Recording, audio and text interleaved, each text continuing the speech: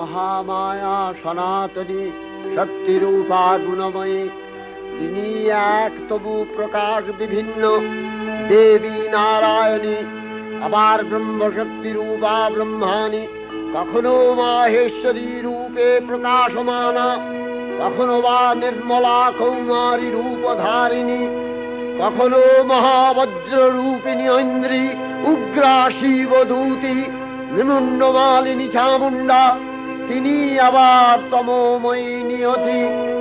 এই সর্বপ্রকাশমানা মহাশক্তি পরমা প্রকৃতির আবির্ভাব হবে সপ্তলোক তাই আনন্দমগ্ন।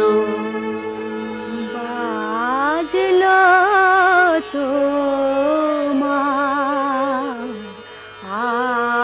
আলোর বেণী, মাতলো